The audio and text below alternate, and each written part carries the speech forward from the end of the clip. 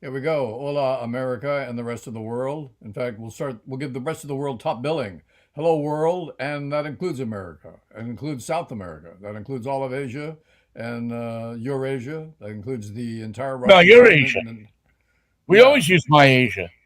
we used Eurasia last time, so they always said, please let us use it again. So it's Eurasia. And Okay. that includes Slovakia or parts of Slovakia where they have covered Spolpakia. Slovakia. The H is silent, but it's Spolpakia. Slovakia. How am No, I the H doing? isn't silent. The H is loud.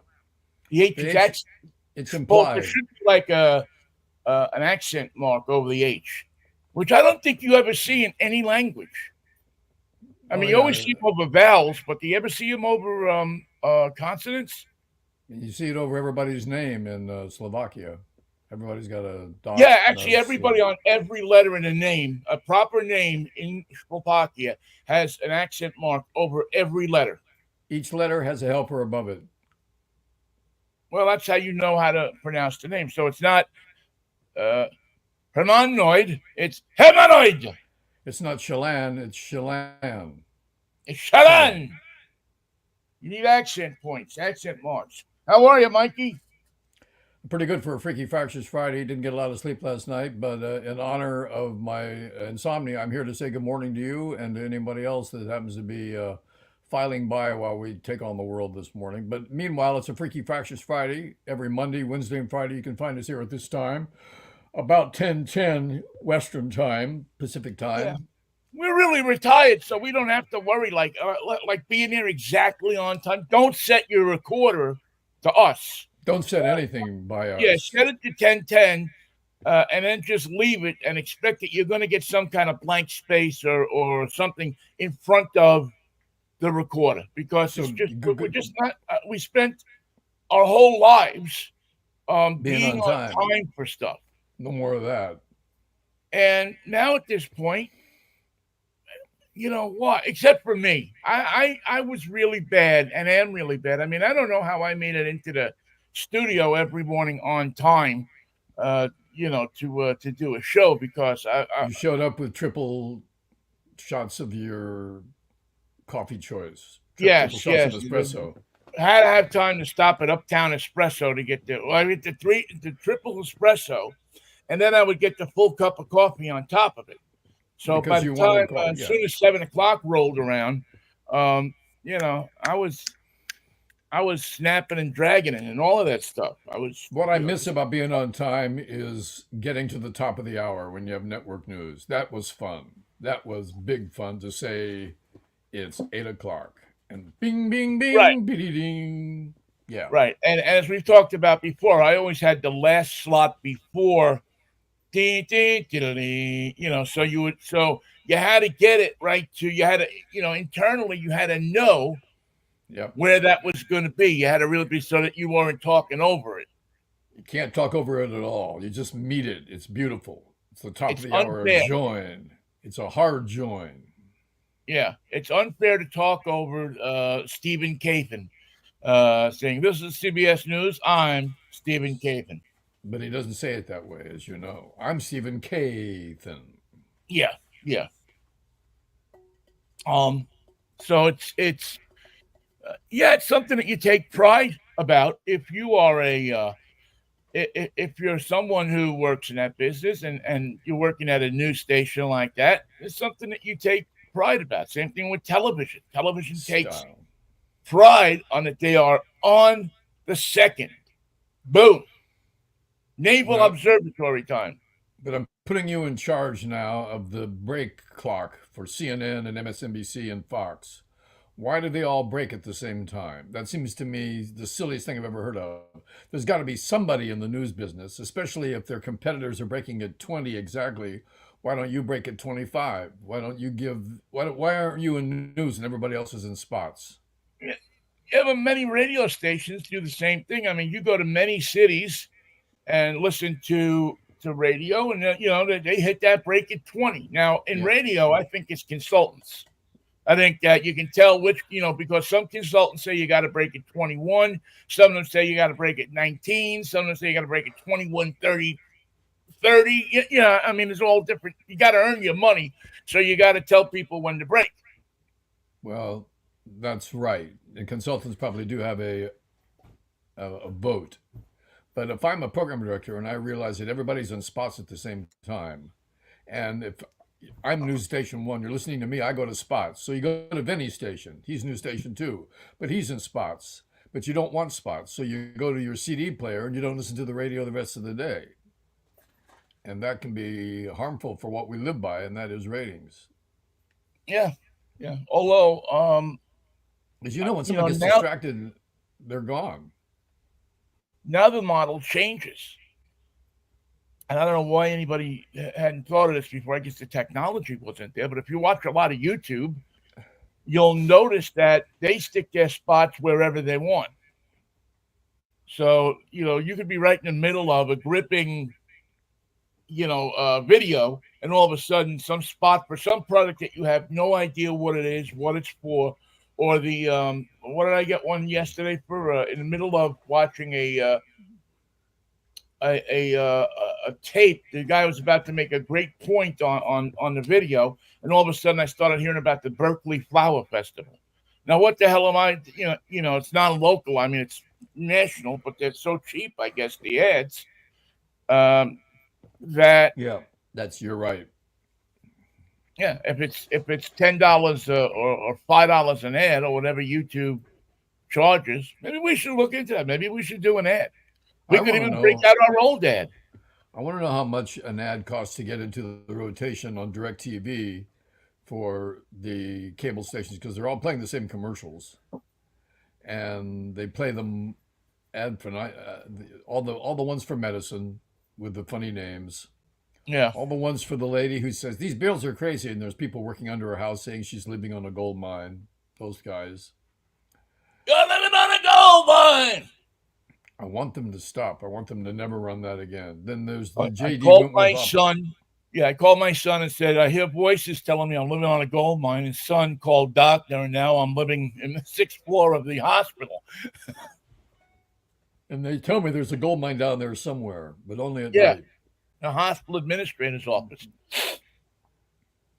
So I wonder what that would cost to get into that rotation. And if I'm watching on DirecTV, if there's another satellite service mirroring that's with the same signal but different spots, are they really different spots, or is everybody playing the same spots? It's a brave new world. And when you watch a lot of YouTube, as I do, I probably should just spring for the $10 a month to have the commercial free YouTube. That you can pay them like $10 a month, I think, and get no spots. I have 2 YouTube recommendations. First is the series based on the trilogy called Gormenghast, starring Jonathan Rhys Davies, I think is his name. The guy who played Henry VIII in The Tudors is the star of this show. It was made by the BBC in the 80s, I believe, or 70s. Very well done. Crazy story. And it's 4 or 5 parts, and I recommend that. Also, the John le Carré espionage extraordinaire, Smiley's People, starring Alec Guinness as George Smiley. And what a story. What a fabulous, wonderful story. This is really going to illustrate. This is really going to illustrate how different we are as people. My 2 YouTube recommendations for this week, and we should do this every week. We should do what to watch on YouTube. Is Cannonball, which is a Canadian series. The trucker investigator. Well, they're not investigators. They're just 2 truck drivers that all this crazy stuff happens to. But crime comes to them. Crime comes to them. They don't have to find a crime or these situations.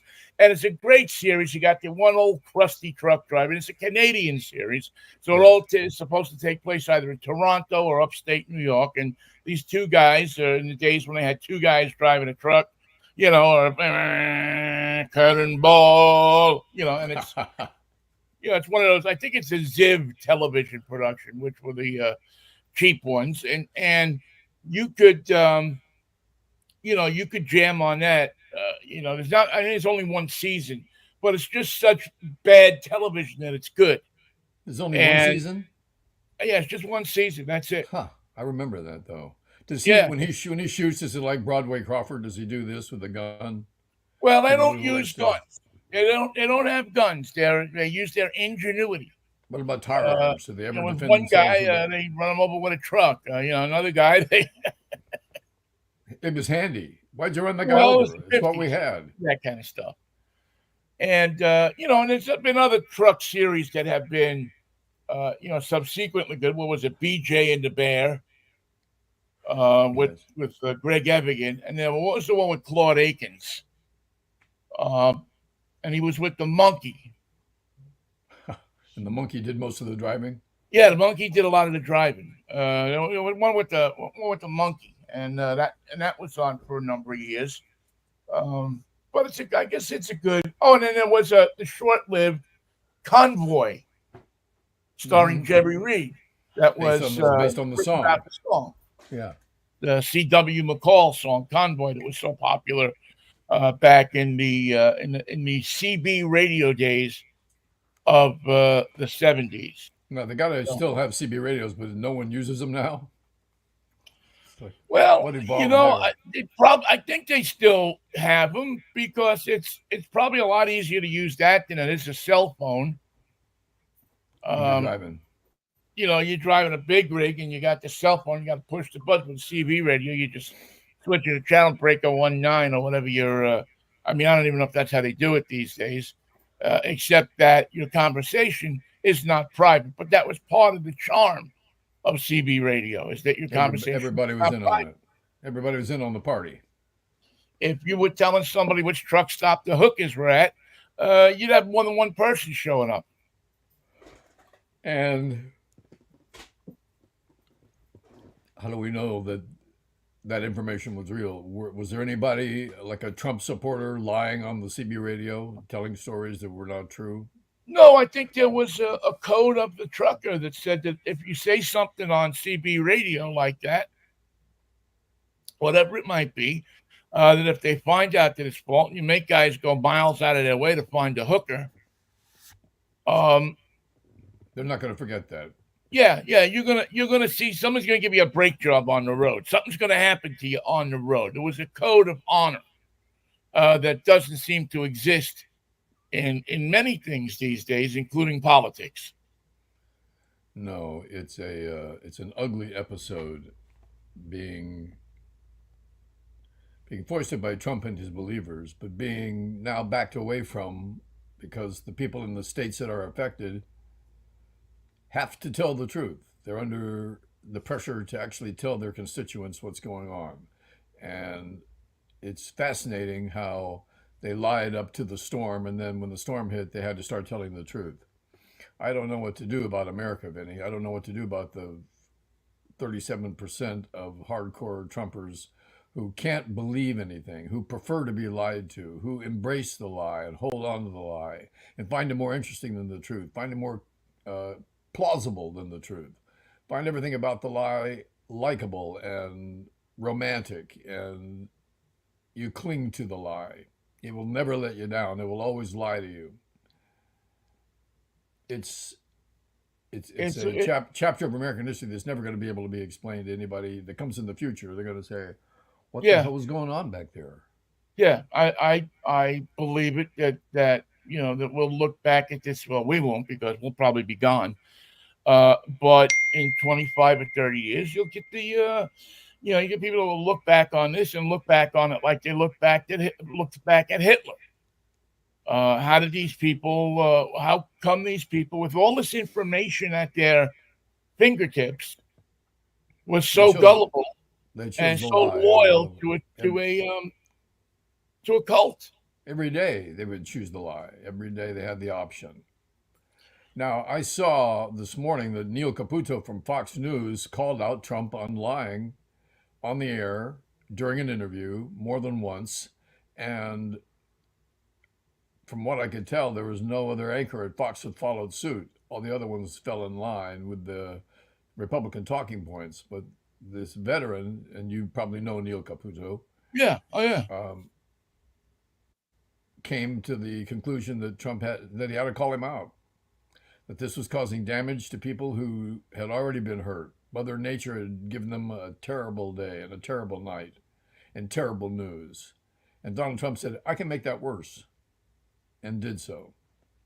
Well, I think you may have probably heard the uh, the the audio of the phone call from the guy who I guess lives on the West Coast, and his father lives near Asheville, North Carolina, and the father will not take aid from the government, will not take any of the money, any of the assistance that is available to him because he believes Trump and he believes that he's only if he takes it, he's only going to get $750, and if it takes it, the government is going to come and forfeit his property, repossess his property.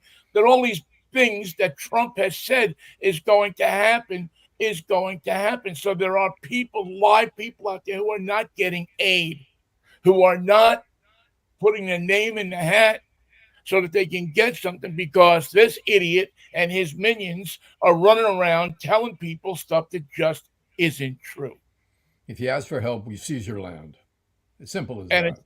right. And it's causing physical, just like, I mean, how in the world do you justify what you did to Springfield, Ohio? How do you look somebody in the face that lives in that town and sorry will never be enough? He wasn't Trump supposed to show up in that town? He never did. Yeah, they told him, no, don't come. He's doing Coachella instead.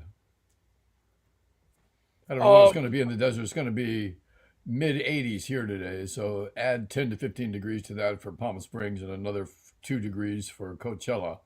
And that's where this rally is going to be. It's not going to be a yeah, pretty sight. being experienced, Michael, I can tell you that fat guys don't do well in that kind of weather. Nobody does. You know, it just doesn't. You don't do well in that kind of weather. And yeah, I mean, the onslaught of lies is bothersome, but the onslaught of people that are willing to believe those lies, and these are intelligent people, Michael. These aren't people that you say to yourself, well, it's they're stupid. They don't know what they're talking. They're not educated. The people I know, many of the people I know, are disgusted with with certain situations in this country, and they think that Trump is going to be the answer. And here's what the Trump people don't understand: there are problems that need to be fixed in this country, but many of us don't believe that Donald Trump is going to do anything to fix those problems. He's He's going to. unable. What other presidential candidate is out selling watches and selling Bibles and turning a buck at anything they possibly think they can? He's just a celebrity nuisance. He has no plan. He can't sit out there and say, "I'm going to do it better. I can fix this." What's the plan? Project 2025. So the other day when they were asking about Hurricane Milton and where was it going and how would um, I guess the you couldn't have called up the NOAA, or you couldn't have called up the Weather Service, or you couldn't have called up the space weather or whatever it is. Part of the function of the government is to protect people, and if you don't have that information, how can you protect them? Or if you rely on commercial sources, Yeah. as we see what happened in radio. Radio used to be the thing you used to turn to for information. There's a storm coming, turn on WABC. There's a storm coming, turn on KSFO or KGO. They'll have the information. That you can rely on. Yeah, that is true. You start leaving that in the hands of people who are only in it for the money, and you're going to get understaffed newsrooms. inferior service, all of the things that No fact checking. yeah, having the government do it while not perfect tends to avoid. So you make your choice. You make your bed, you lie in it. There's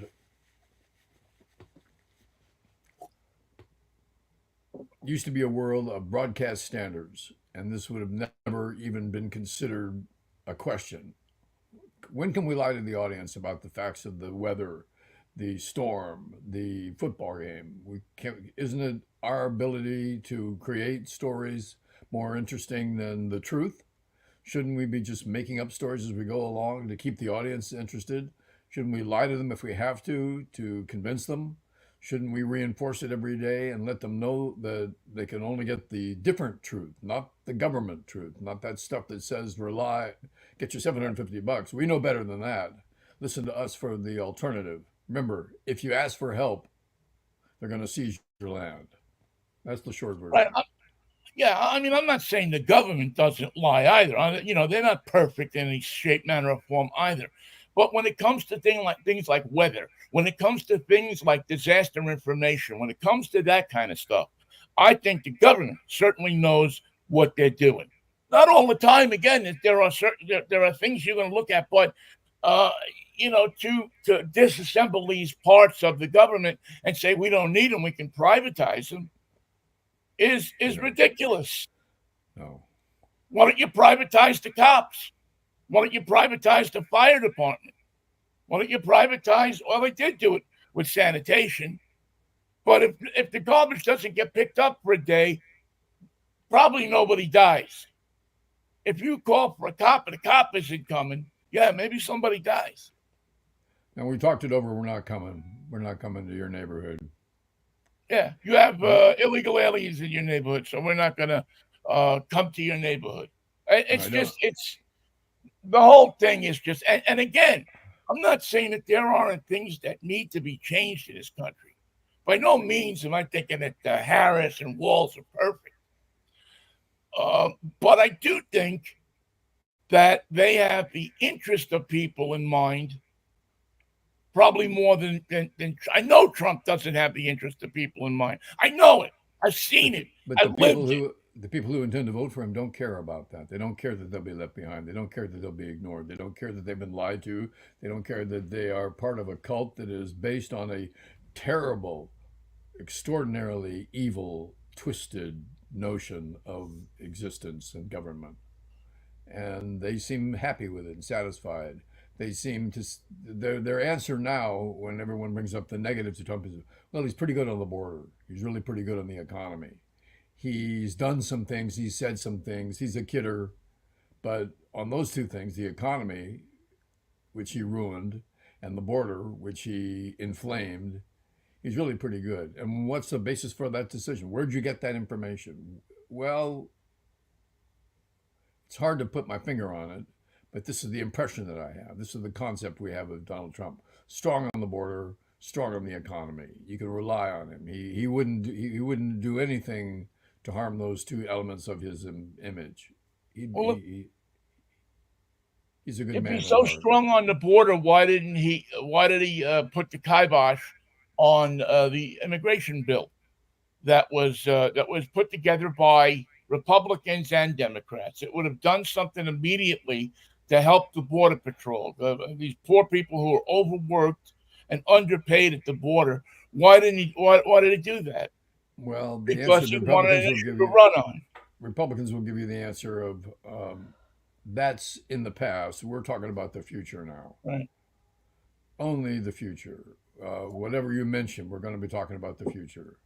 You're worried about us rounding up 20 million people and sending them home? Well, don't worry about that. We're worried about the future right now.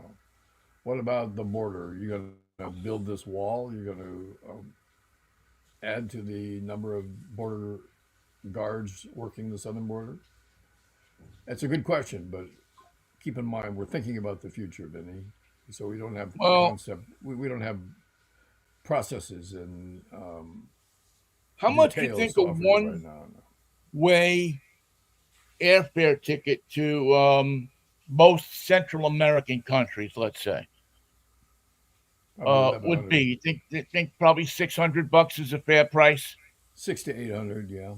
Okay, so let's go on the low end. 600 times you said 20 million? Yes.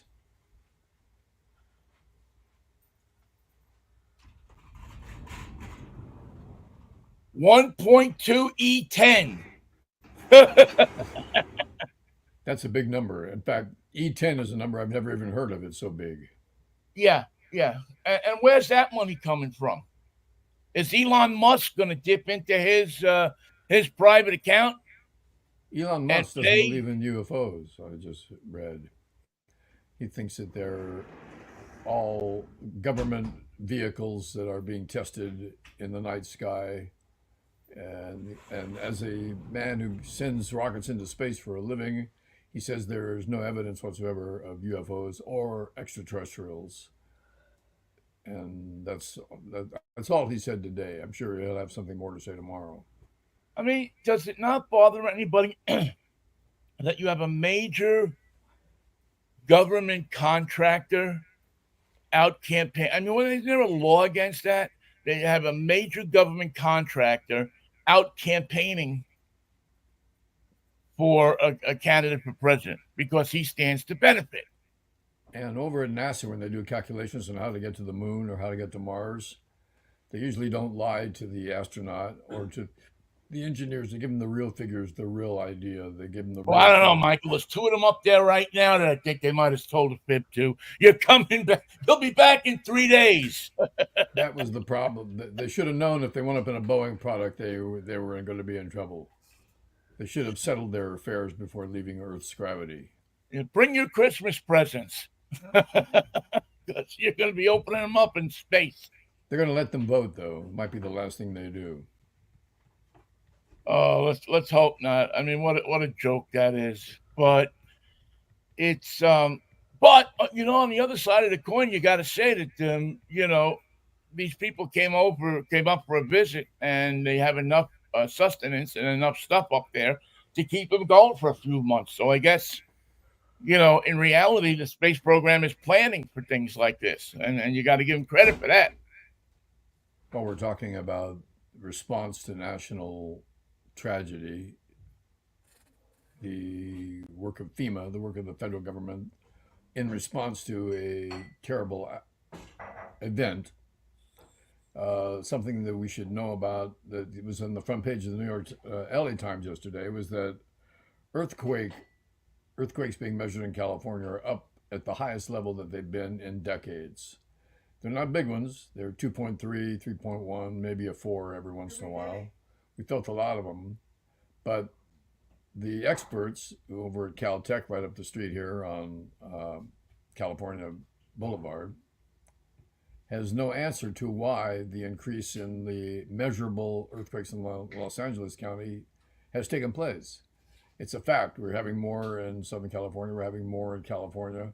We're having more quakes over a period of weeks now. But for the last 2 years, we've set records that hadn't been, we've registered numbers of earthquakes that haven't been seen in California in decades. And we don't know why. Now, that's a problem because it doesn't have to be a really big one to cause problems. A 5 will do it. It doesn't have to be a 7. A 6 will do it. It doesn't have to be a 9. Construction in California is pretty equal to the challenge in terms of building a sustainable building that will survive an earthquake, a major earthquake. Uh, I remind people that in the Loma Prieta earthquake in 1987, is it 87? 89. 89.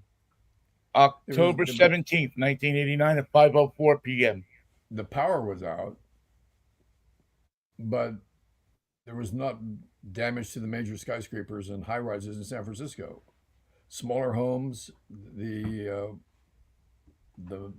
Bayfill area of the marina was terribly affected, but the big buildings in town, all the skyscrapers, all the high rises, all the apartment buildings and commercial realty all survived without major problems. So we have to assume that the same is true for most of California, but we also have to be cognizant that we're getting a lot more quakes than we used to. And it bothers me. I thought that small quakes would release the pressure and that might be good in the long run. But if they don't know Well, why it's happening this way, then they can't answer what the end result will be. yeah, I'd love for them to think about it, and I'd love for them to come up with an answer. But you know, and I'm not going to pretend that I have any kind of answer to that, except the only thing I can think of and put together is that the weather is warmer, it heats up the earth, it expands the earth, and you get more earthquakes. We had the season in San Francisco that we used to call earthquake weather. Yeah, we did. From late September until early November, It's where kind of a hot, smoky Indian summer day. it's a hot day. It's temperatures heat up, the ground heats up, and things move on a grand scale. So who knows if that has anything at all to do with it? Probably not. But if you just use some sixth grade ciphering and things you learn like from Mr. Pepper in science class at IS 145, where you sit with that stuff and you think about it, maybe that's something. Maybe it's nothing, but maybe it's something. And you really have to I don't know. I just hope that I I hope that there's something they can do to change it. But listen, it will certainly feed into the theory that many people have that these are the end days, right? Well, who's controlling the weather with their mind? If that person is involved with earthquakes, I want them identified and jailed. Yeah, if you're Um, controlling the weather with your mind, could you give me 85 and sunny for a couple of months? Maybe a couple of weekends of rain or a couple of weeks of rain somewhere spotted very much apart so we don't go dry. But can I get that? Can I get 85 and sunny? you just don't know who this person is. We thought it was Joe Biden. Apparently, he's not able to do it. It's what we thought yesterday, but apparently, he's not the one. I just got a great book for us to write, Michael. What's it going to be called? It's going to be called What If Marjorie Taylor Greene is Right? Then we all get Jewish space lasers for Christmas. And right, and everybody's walking around with a Jewish space laser, and you call up the government when you want a little more sunshine so you can grow your strawberries and your oranges and your lemons. Um, maybe that's the book that we're destined to write. What if Marjorie Taylor Greene was right? How to get in Everybody'd touch have a with us. honking big Hemi in their car, and you wouldn't even let electric cars on the road. They're a No, danger to humanity. The deer can't hear them coming at night, so they run in front of them. that's all true. Dodge products get free gas. That's something that maybe she should mention today. Really? No, but it's Oh, not okay. Because I doesn't just drove a Dodge, what harm could it and I pulled up to the cause to pump, and call they it? charged me the same thing as anybody else would get charged. It wasn't even a Dodge discount. Well, it's not necessarily true, but we just want to say it's true. Oh, okay. All right. Well, Free Michael, T-shirts and free green stamps. I just I don't know how in the world. And listen, like I say, I don't say that this country doesn't have problems that need to be fixed because it does. But give me somebody intelligent. Give me somebody who can put a sentence together. Give me somebody who can, uh, hold up, not have the podium hold him up, that can stand up and that can be believable. I don't trust um, Trump or anybody associated with his administration. I just don't trust him. Anybody who backs him up is immediately thrown into the same pool of doubt. Well, If you you work, have to. if you have to, You have to. because You're not going to be working. you, they represent a mindset that is almost slave-like. They are like zombies following the smell of healthy people. They Yeah. are attracted to the dark side. They're attracted to lies. They're attracted to racism. They're attracted to xenophobia. They are attracted to all the awful elements of the Trump years and the Trump mindset. They're And, drawn to it, and I can't tell you why because it's so awful. And the outcome is going to be, remember, Vinny, I predicted the end of this idea of Trump, this concept of Trump, the Trump days, the Trump years, is going to end in tragedy, and the sooner the better. That's all I well, can it say. has Let's it get it has over with. already in many ways, Michael. I mean, look at COVID. Look at how COVID was handled. Uh, million, thousands of people dead who probably didn't have to be. Now, Unnecessarily. again, let's give credit where credit's due. They accelerated the vaccination, and nobody gives credit to the people that accelerated, developed the vaccination. What did it take Dr. Salk to develop the polio vaccination? 10 years, Right. more than Or that, maybe longer. 15 years. Yes, more than that. And I Yeah. thought of this as I was driving by the Salk Institute in San Diego. Mm-hmm. Jonas Um, Salk took them 10 years to figure it out. Today, we developed a vaccination for COVID in months. in less than a year. I mean, if that's not good old American ingenuity, and listen, let's face it, backed up against the wall, the Trump administration had nothing to do but go ahead and do that. And to his But credit, he didn't fire Fauci when he wanted to. but he He, discredited him, but and he he discredited him. badmouthed him, Yeah, and he and and he's Fauci was strong enough, and he told him that what Fauci was saying was a lie. right? Right. So so okay.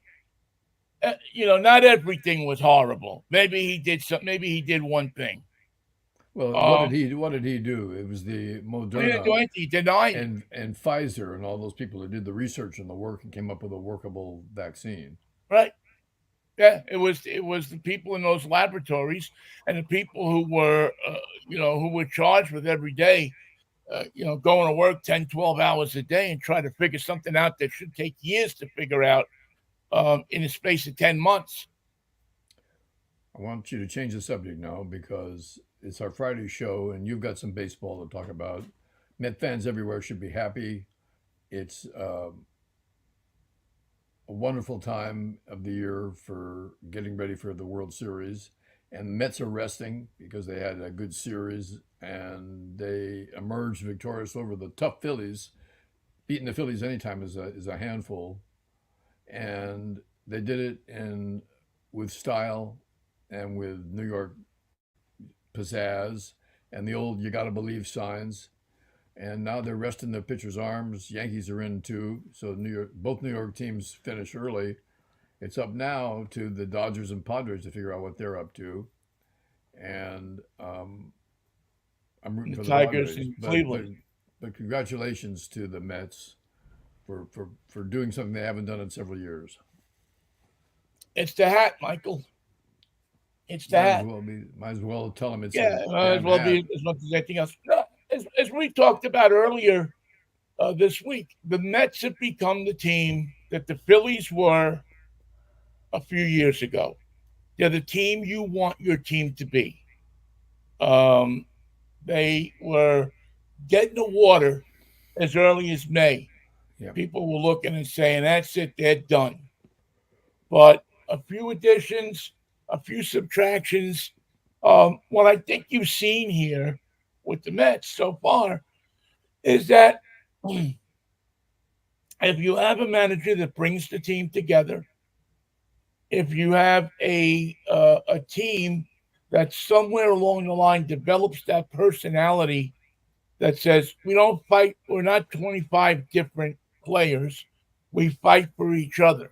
Yeah, there's going to be the this here and the distraction there, but for the most part, and we're going to have fun playing this game. And we're going And to go certainly, from it's a lot of going to fun when you win. yeah go from 11 back to being a team that is so dangerous And if it's the eighth inning and you're up by 3 runs, you're worried not about your lead, but about the Mets taking it away from you. Yeah. I mean, when have you seen a team that rallies like this team does in the late innings? It's nothing short of amazing. And that plays on your opponent's I mind. I mean, the Phillies had to know in their minds that whatever we do to these guys until that last out, and they're in it. They figure out a way. They find out a way, and that's what the Phillies were a few years ago. Maybe still are to a certain degree. Well, they had that opportunity in the last game, the last game the Mets won the series.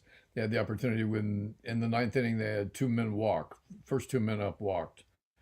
Diaz couldn't get the ball over the plate. And then finally, he got enough control to retire the side and win the game.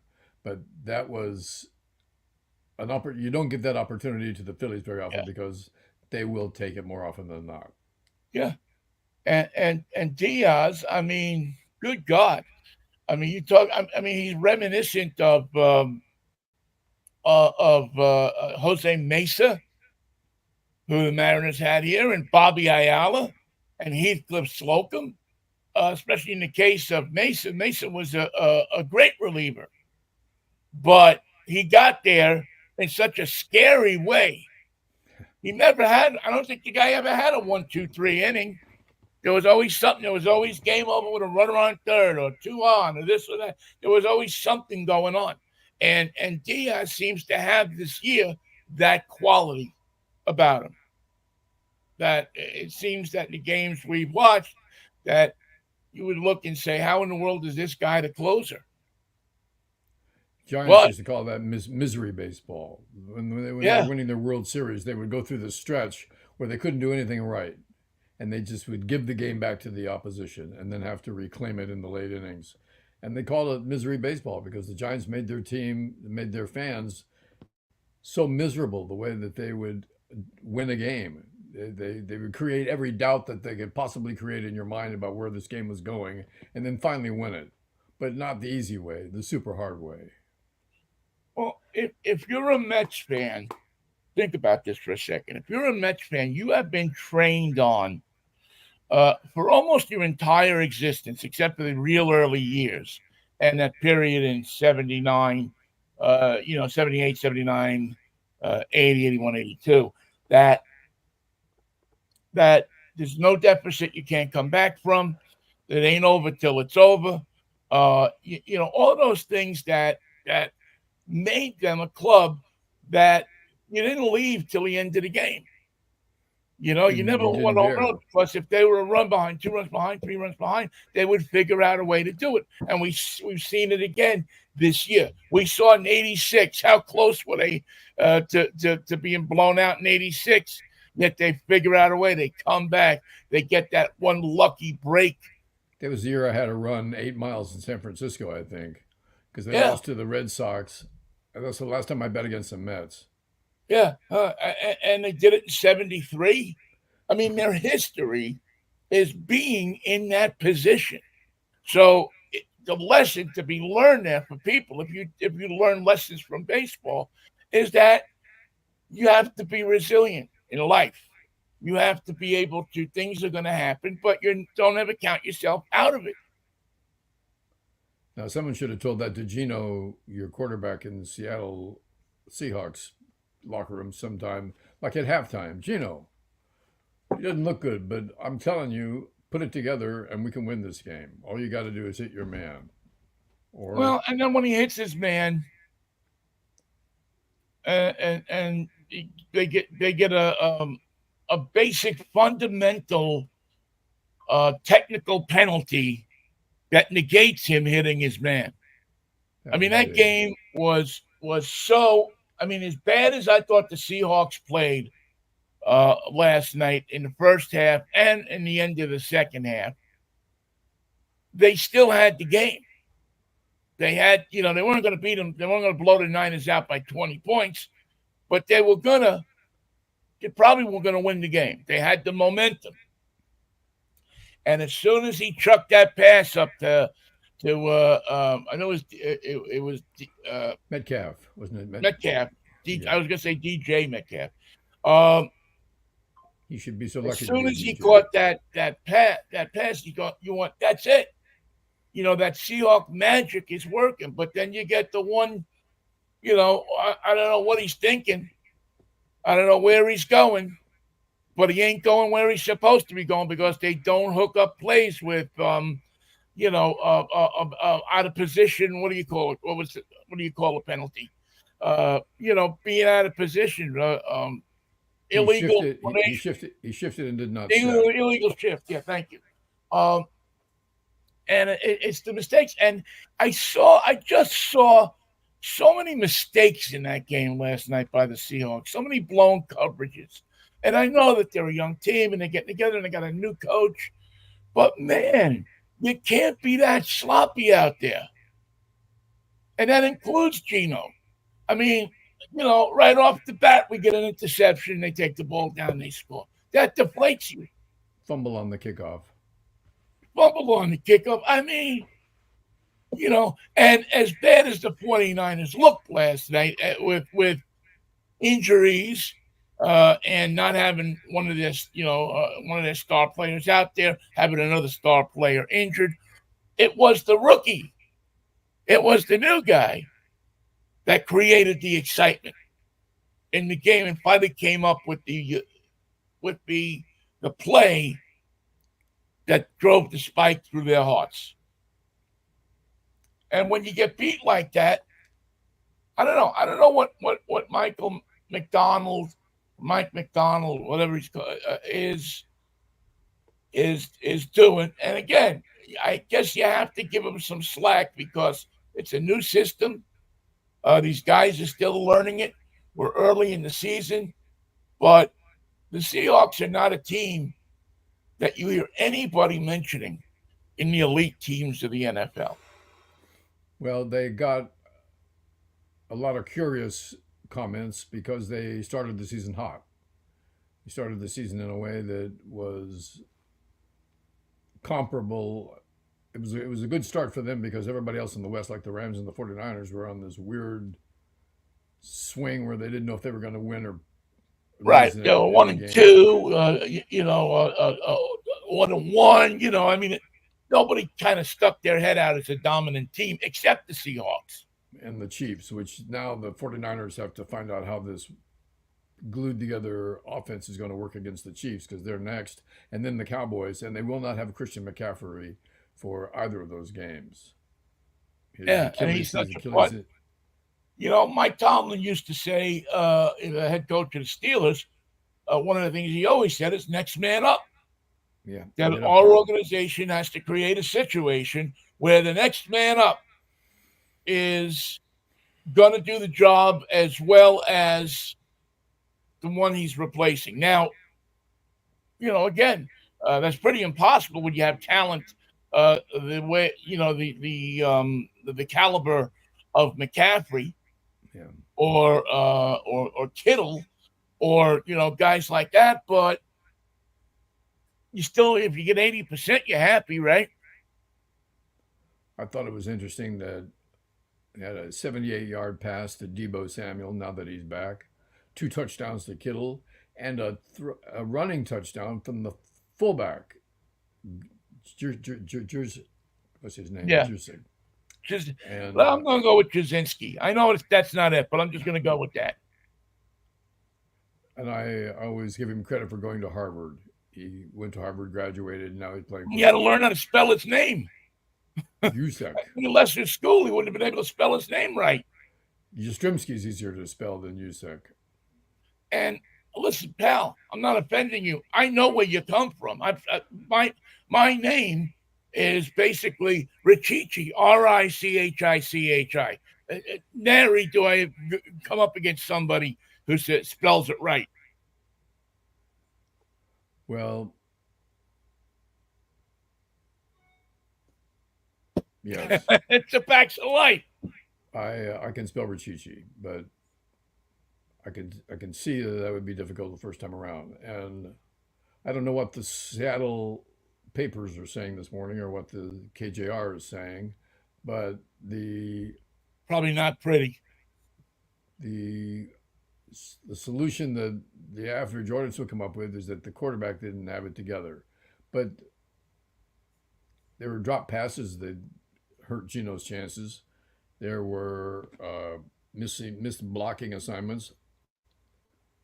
Bosa was giving them fits all night long, as were other members of the defensive rushing line. Um, Two interceptions. It was a time where all Well, the turnovers they went to the couldn't get the 49ers. ground game going. I mean, for the Seahawks, it was as simple as, I think, um, you couldn't get the ground game going. If you got no ground game, you I thought put the more running back pressure number on the nine. quarterback. What's the number nine's name? Walker. Ken Walker, yeah. He's good. He had a Yeah, pretty good how night. many times did you see him clear last night? A lot. And it was like Gino couldn't figure out that he was there or not. Throw him out of the backfield. That's what I would recommend. Yeah, Like I mean, he treat him like was. Roger Craig. Yeah, he was. And again, he set that tone, I guess, of putting everybody on the edge of their seat when he threw the interception early in the game. Yeah. I mean, that was simply it just set a tone for a game, and that be adding to letting Debo run loose. This kid Garendo, I don't know where he came from. He's filling in because he's the third back. I mean, Right, but boy, oh boy, he has not and played. then you had the kid Myers, who was sitting on his couch last week, and now is out there kicking, and it looks like maybe sitting on his couch again next week. He did some short kicks. Yeah, he hurt his shoulder with the tackle. Yeah, which again, I mean, I admire the trying to show that you're a team guy, yeah. But when there's nobody behind you in the kicking order, you might not want to be out there making tackles. But there was also nobody behind him going down the sideline, so that tackle actually was important. Yeah, despite the fact he gave his shoulder for the team. Well, it was. If you're a kicker, call the Niners. Does the I mean, I don't know. The 49ers don't look, and again, they're missing some key pieces, but they don't look like that overpowering, over-dominating team that you're used to seeing with them. They certainly have their problems also. But boy, the Seahawks last night, just as unimpressive a performance. It did seem lackluster. Yeah, when did you ever see a Seahawks team since the days of Dan McGuire that it was written about couldn't overcome or didn't seem likely to be able to overcome a 2-score deficit? Now, I don't know how much this onside kick thing affected things last night, but I'm starting not to like this whole rule. Well, the new rule it takes away the tool of the onside kick. It takes away the element of use. Right. It's is he or isn't he? Well, you don't have to worry about that anymore because you'll know he is or he isn't because he had to tell the referee. He has to declare. That doesn't make any sense. Yeah, I don't like it. I'm sure they're going to change. Well, I'm not sure of anything, but they fare well to change that thing. But again, they just it was the worst looking Seahawk game I think I've seen in a while. And this includes the comeback. I mean, I thought that they were going to come back and win that game. But they just didn't have they either, again, created a stupid penalty and it bit them in the ass last night. Yeah. Or they couldn't stop the other team. And you got a guy that's a defensive coordinator. If this guy can't stop the other team, we're in trouble. And you remember the NFL admitted that it made a mistake about the punt that hit the guy on the finger, and they said it didn't. Right. NBC, or who, not NBC, but Prime had the replay, and it definitely hit his finger. But the NFL referees in New York made the decision that it didn't hit his finger without seeing that part of video, and they were wrong. Right. And I'm glad you brought that up because I had written that down. How does the NFL, with all of these referees and all of this video equipment and everything else, not have that angle of the play and television does? It was on TV. We all saw it right from the beginning, and they claim they never saw that shot, and that makes no sense at all. Yeah, I mean, aren't you getting the feed of all the feeds of the cameras that are on the field? Apparently not. I mean, I would think that you're getting a raw video of everything that's coming down the pike. That would be a minimal requirement, giving them a chance to see everything that applies to the play and make a decision. And then they don't send them the one shot. That as a result of not sending that, they made a mistake. Their error was based on the fact that they never got the footage that they needed to make the correct decision. And that's it intolerable. turned out to be a costly error. But it's just it's unfathomable to me that they would have a mistake like that. I mean, And listen, how do they intend to fix that? I'd like to know. well, that's what I was going to say. I'm glad they admitted the mistake, but now what do you do to fix that? What do you do to make sure that you have every angle? If you're going to have instant replay, if you're going to have that, you got to have every angle. And how come the refs that were on the scene that were close to that, because they're always back there covering the punt for blocking penalties and for fumbles and for where did he step out of bounds or where did the ball bounce? They were there. Why did they not see that? Well, that's the East Coast bias. That's what it must be. I haven't used that in a while, Mikey. The East Coast bias. That's what that is. It must be. I like the East Coast bias. By the way, do you want a Subway Series? Do you want the Yankees and the Mets?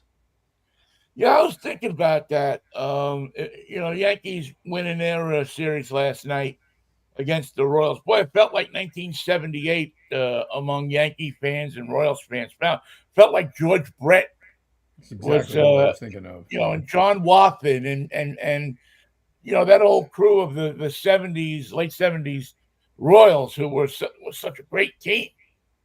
Was that Bo Jackson time too? No, I think that was before Bo Jackson. I think Jackson was more in the middle 80s.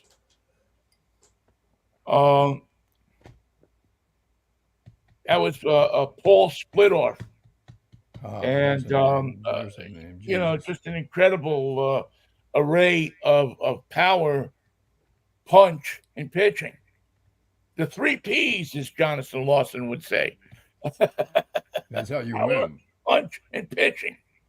But it had that tone to it. It had that feeling to it. Except the stadium isn't there anymore. George Brett isn't there anymore. Is he ever going to admit that he was cheating? No.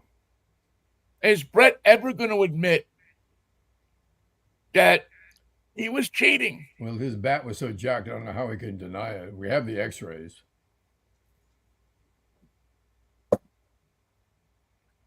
I mean, he was cheating. I mean, man up, stop. I just get, you're cheating. You get caught. Man up and say, yeah, you got me. All right, sorry. Find me. What are you going to do? Instead of this charade that he continues, I think, to this day of it's baseball's fault. I was treated unfairly. It was a hoax. Wasn't a hoax. He didn't lose he didn't win the election. He cheated. He had a cork bet. It's a fact. Hey, Vinnie, what are you driving? Hey, Vinnie, what am I driving? I am driving a car that I love, Michael. This is the second time I've had the Kia K9. Excuse me, EV9. K9 would be a bad name for it. It'd be a real dog. No, the Kia EV9, and this is it's a large 3-row SUV, all electric. That is, and I'm driving the GT edition, so it makes it nicer seats, more power. I don't know how they dial it up for more power, but they do. And sleek looks. It's oddly enough, it's a Mets blue color. Oh, that's Matter of fact, acceptable. I should have taken a picture of it and brought. But it's without a doubt, it's one of the more comfortable SUVs that I've driven. I mean, the Koreans have really done an incredible job with electric. They've got this thing down. They know how to do it, and this car is proof of it. How long does it take to charge a Kia? This one I think will get you to an 80% charge in like less than an hour. I think that's the number on it. You get a full charge. It's got a range of like 313 miles, which is still a little light for people. But the technology is improving. Like every week, it's improving. Now, I think the automakers are in an interesting place right now because they don't know what to plan for. They don't know if they plan for a Trump administration, if all of these vehicles are going to, that they're going to do away with them. Not do away with them, but they're going to not emphasize them. Put The tariffs on them. Chinese are waiting at the border. You want to be worried about somebody coming into the country. Be worried about the Chinese and their electric vehicles because they're also somebody who has it down pat. And they're going to come in with the $20,000 electric vehicle. They know what they're doing. Because Tesla right now is introducing new pickup trucks, and the recall on them is like there's 4 different things wrong with them. Well, that thing is I don't want to say it's a joke. It has turned into a joke because it's different than everything else out there. Certainly, it gets a lot. It's a look at me car. Yes. And I see them on the road here in LA. You're going to get noticed. But I like when people take a chance. I don't particularly like Tesla, but I like when people take a chance like that and they design something and build something that's different than everything else out there. And the one thing you can say about the Cybertruck that you can't take away from them is that it's different than everything else out there. It really is. Maybe it's a work of art more than it is a pickup truck. Maybe you're driving around $100,000 work of art, and it's built for those people who can afford that, who want to pull up to the country club or want to pull up in something that, I'd like to say nobody else has, but there's a lot of them out there. Yeah, I'm seeing them on the road here in LA, and it doesn't look like there's any place to put a load from a pickup truck. I don't know where they expect the Yeah, pickup it's a truck. lighter load capacity, but it's a smaller bed, and the bed cover comes down. So you can leave the bed cover up, but it's going to take a lighter load. And I don't know that it tows a lot. Tesla won't give me one to try. So actually, my friend has one. My good friend Kirby Arnold, who used to be a baseball writer for the Tribune, he actually bought one, and he's going to let me take a ride in it here coming up pretty soon. And I'm going to get a little bit more information on it and really look at it. But it's eye candy. Yeah. It's like the I don't know. It's just eye candy. And if you want something that's going to get you noticed, that's it. If you want something that's going to get you the finger by many motorists, that's it. That's it. That's the car. That's the car that everybody loves to hate right now. And it's really putting a strain on the brains of a lot of Trump people because they want to like the car, or they want to hate the car. But Musk is giving a ton of money to Trump, so they can't hate the car, at least until after the election. Just getting ready to say goodbye. We'll be back on Monday, but I wanted to tell you about something that happened in 1924 that just turned up on Mount Everest. George Mallory was a famous mountaineer, and we think, achieved the peak of Mount Everest in 1924, hiking and climbing with his associate, 22-year-old guy named Sandy Irvine. In 1999, they found George Mallory's body. So they know he died on the mountain. That's what they assumed all these years, but they didn't know if he made it to the peak. Yesterday, or this week, they found the foot, sock, and boot of Sandy Irvine. They know it was him because he sewed his name into his socks. So when they took the foot out My of the mother used boot, to do that for summer camp. there was the sock with the name on it. And so now they know they both died on the mountain near the peak. They don't know if they made it to the top, and they'll probably never know. But the inclination among mountaineers is that they did, and they were on their way down when they both met their end. But the family in England was notified this week. They've been missing this guy since 1924. They assume the worst, but he's been up there on that mountain all this time, buried in the ice, and it melted and let his foot, his boot, and his sock come out to tell the truth about that day on Mount Everest when the mountain took 2 more lives. I don't know how many it's taken over the years, but it still remains an incredibly easy place to die if you put your foot wrong, Yeah. regardless of the advances in equipment, the advances in training. The mountain still has a few tricks up its sleeve, and it's been keeping this secret since 1924. Yeah, couldn't I mean, this is going to be really simplistic, but sometimes I can be a very simplistic guy.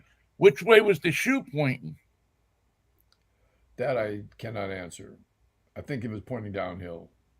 Okay, But well, that would probably tell me that he had been up there already and was going the other way. well, I don't know how much the mountain moves the body around before it decides to give parts of it back. That's up to Everest. Well, I would think you kind of get frozen up there. I don't know. Is that a good way to die or a bad way to die? I don't think I can recommend it. Yeah, but I bet you there's some people that are like, they're so into mountaineering and hiking and this, that if they die up there, it's like, okay, What a way to I'm go. here till, until the next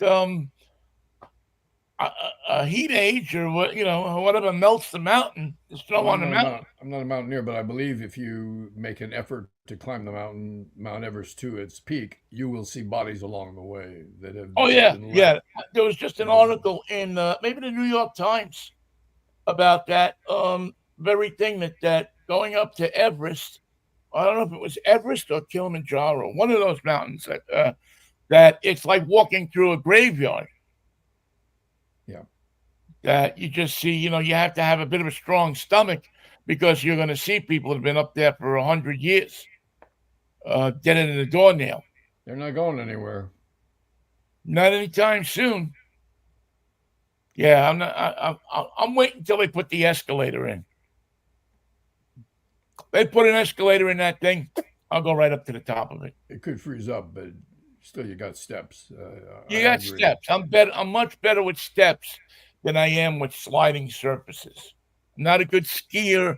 I'm not a good skater.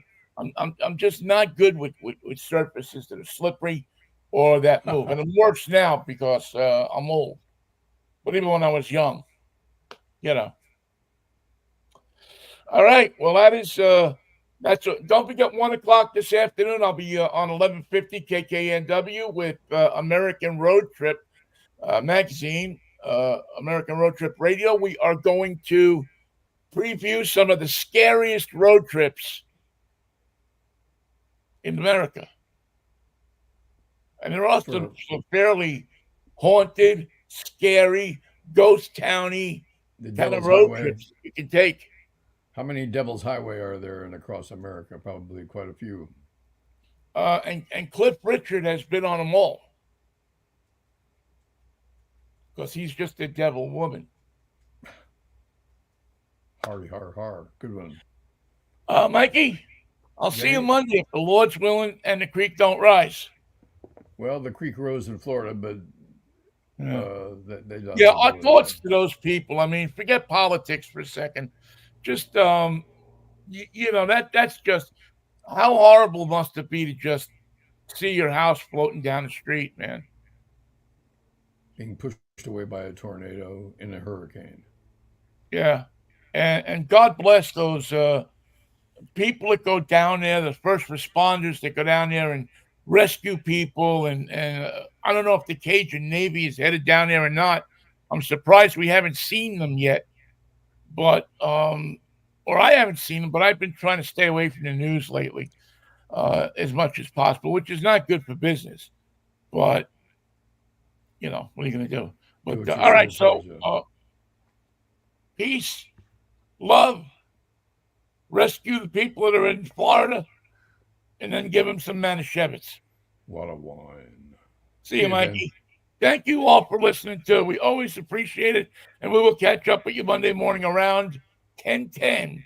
That's what we call it, around 10:10 with Mikey and Vinnie. Have a good one.